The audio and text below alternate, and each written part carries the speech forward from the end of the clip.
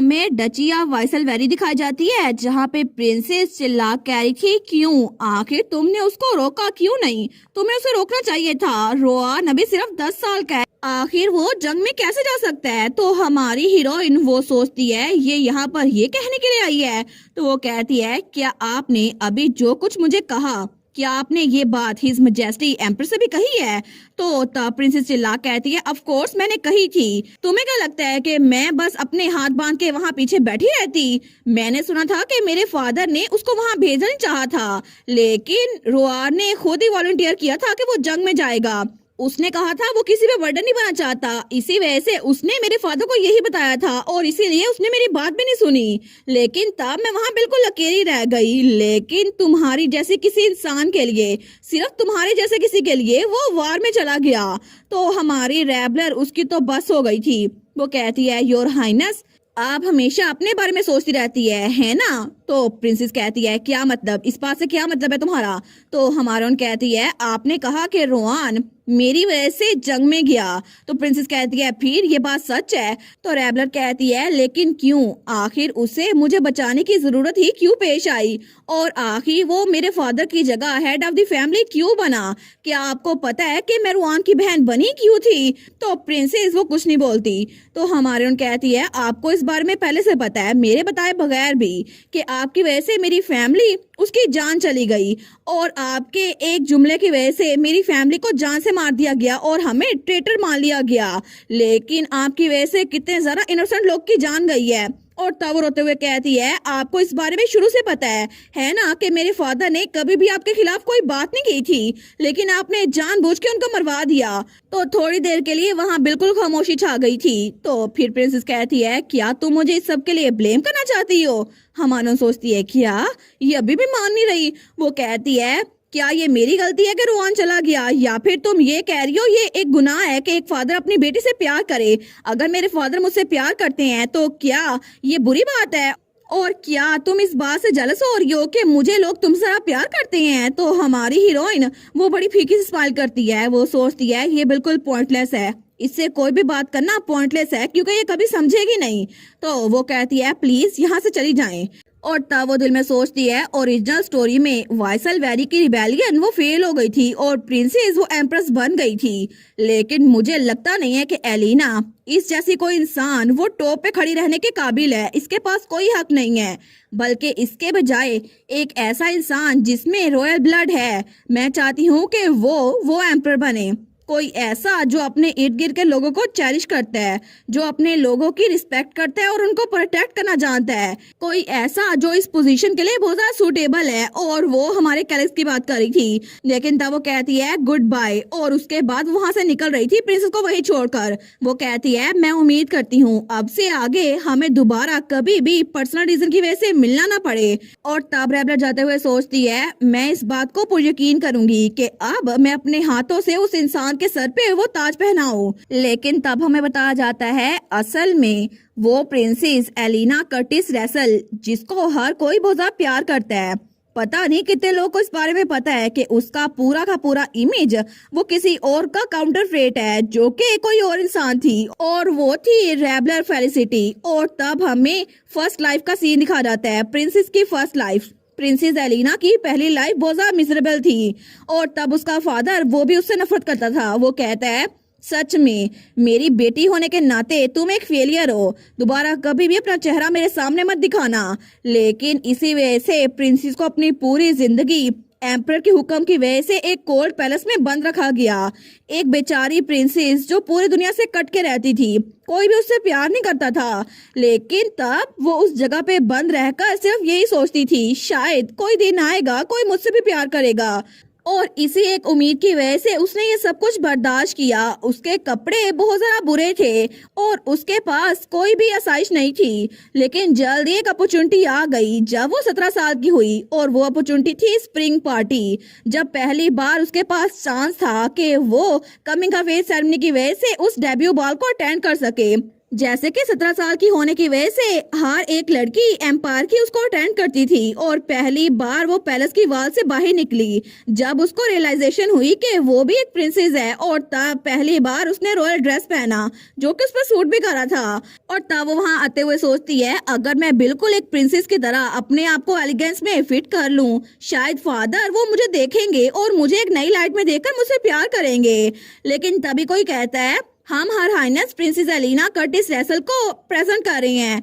लेकिन जैसे वो वहां पर आई थी ना तो सब लोग उसको देखकर आपस में बातें कर रहे थे, क्या ये है प्रिंसेस? लेकिन इसको तो सब लोग भूल चुके थे।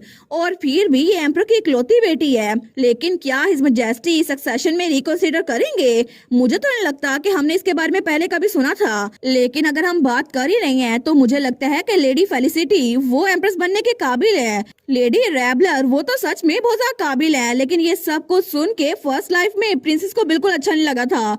वो सोचती है कोई भी मेरी तारीफ नहीं कर रहा, कोई भी मुझे कुछ नहीं समझता। लेकिन तब वो लोग बात कर रहे थे नहीं नहीं ऐसा हो नहीं सकता, लेडी फेलिसिटी जितनी मर्जी टैलेंटेड क्यों ना हो वो भी तो प्रिंसेस की एज की है ना। और तब एक हार्श रियलिटी उसका इंतजार कर रही थी, चाहे जितने मर्जी ड्रेसेस वो क्यों ना पहने लेकिन आखिर में वो एक शैबी प्रिंसेस ही रहेगी। वो सोचती है अगर कोई मुझे यहाँ से दूर ले जाए तो फिर शायद ये अच्छा रहेगा क्योंकि ये लोग मेरी बिल्कुल कदर नहीं करते।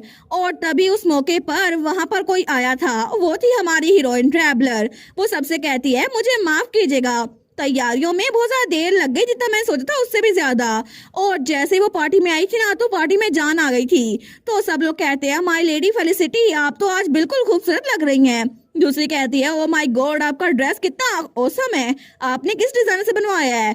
तो तभी उस बैंक्वेट में प्रिंसेस एलिना ने पहली नजर में ही हमारी हीरोइन को देखा था। लेकिन वो सब लोग के दरमियान खड़ी थी, सब लोग उसी की तरफ तवज्जो दे रहे थे। लेकिन इन सब के बावजूद भी हमारी हीरोइन ने प्रिंसेस एलिना को देखा था। वो कहती है गुड डे योर हाइनेस, आपसे मिलना तो मेरे लिए ऑनर है। मैं हूँ रेबलर फेलिसिटी। और फर्स्ट लाइफ टाइम में उसके मॉम और डैड वो जिंदा थे, इसी वजह से वो रेबलर फेलिसिटी थी, रेबलर वाइसलवेरी नहीं। लेकिन प्रिंसेस सोचती है अच्छा तो एक इंसान जिसको बहुत ज्यादा प्यार किया जाए वो ऐसा दिखता है, लेकिन अगर मैं कभी मर भी गई ना तो मैं कभी भी इसकी जैसी नहीं बन सकती। तो तब हमारी हीरोइन कहती है योर हाइनेस क्या आपने अपना पहला डांस कर लिया? वो कहती है क्या मैंने? लेकिन तब हमारी हीरोइन वो कहती है ब्रदर यहाँ पर आए ना, और वहाँ पे रुआन खड़ा था। वो कहती है मेरे भाई ने भी अभी तक अपना पार्टनर चूज नहीं किया तो मैं चाहती हूँ आप मेरे भाई के साथ डांस करें।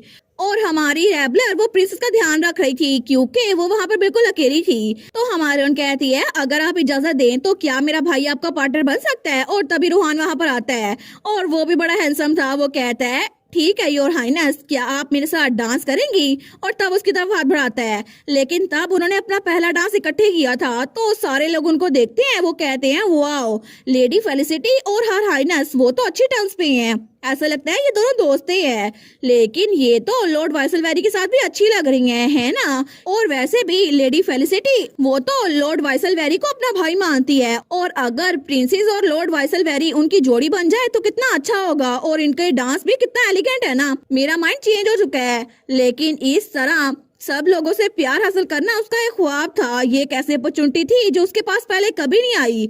वो सोचती है एक लाइफ जहाँ पर हर कोई मुझे प्यार करे, मैं सोच रही हूँ ये कैसा फील होता होगा। और तभी वहाँ पर कोई कहता है बगावत, यहाँ पर बगावत हो रही है। और तभी महल पे हमला होता है, कोई कहता है वाइसलवेरी और फेलिसिटी उन्होंने रेबेलियन शुरू कर दी है। लेकिन वहाँ पर एक कमरे में प्रिंसेस नीचे गिरी हुई थी तो कुछ लोग वहाँ से गुजर रहे थे। वो कहते हैं ड्यूकल फैमिली ऐसा कैसे कर सकती है?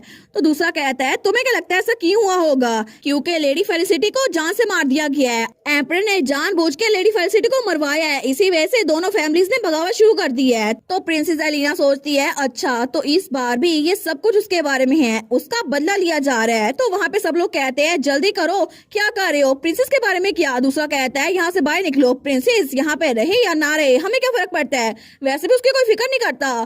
तो तब वो भी मर रही थी। वो सोचती है अच्छा तो ऐसा लगता है कोई फादर जब अपनी बेटी से बहुत ज्यादा प्यार करता है कि उसकी वजह से एक रिबेलियन भी शुरू कर दे। पता नहीं अगर मेरे पास कोई चांस होता जहाँ पे मेरी फैमिली भी मुझे प्यार करती, बिल्कुल रेगुलर की तरह। नहीं, मैं चाहती हूँ कि उससे भी ज्यादा लोग मुझसे प्यार करें। और तभी ये वो मौका था जब वो टाइम ट्रेवल करके पास में आ गई थी अपनी 5 साल की बॉडी में, और फिर पूरी कहानी दोबारा से रिपीट हुई थी। लेकिन तब हमें सेकंड लाइफ टाइम में प्रेजेंट का सीन दिखा जाता है, जब बहुत सारे साल गुजर गए थे, और तब महल का सीन। तो वहाँ पे कुछ मेट्स कहती है, ओ माय गॉड प्रिंसेस, आप तो बहुत ज्यादा ब्यूटीफुल लग रही हैं। दूसरी कहती है, बिल्कुल, श्योरली योर हाइनेस, आज तो स्प्रिंग पार्टी में आप स्टार बनेंगी, क्योंकि आपसे खूबसूरत कोई भी नहीं है। और तब प्रिंसेस बड़ी हो गई थी, वो 17 साल की हो गई थी। तो वो भी स्माइल करती है, वो कहती है, चलो अच्छी बात है, क्योंकि मेरे डेब्यू का टाइम आ चुका है। और अब टाइम स्किप के बाद वो लोग बड़े हो चुके थे। लेकिन दूसरी तरफ वहां महल के बाहर एक बग्गी आके रुकती है।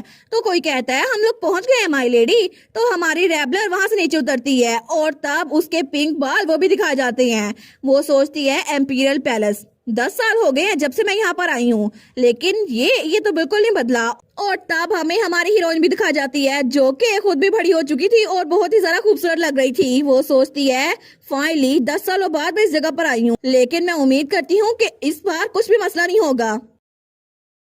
और इसी के साथ ये वाला पार्ट यहीं पर ख़त्म। तो आप लोग बताइएगा आप लोग को ये पार्ट कैसा लगा, और वीडियो को लाइक और चैनल को सब्सक्राइब लाजमी कीजिएगा। बाकी वीडियोस का लिंक भी स्क्रीन पर नज़र आ रहा होगा, तो काइंडली उनको भी चेकआउट कर ले। और thank you so much for watching my videos. Stay safe, bye bye.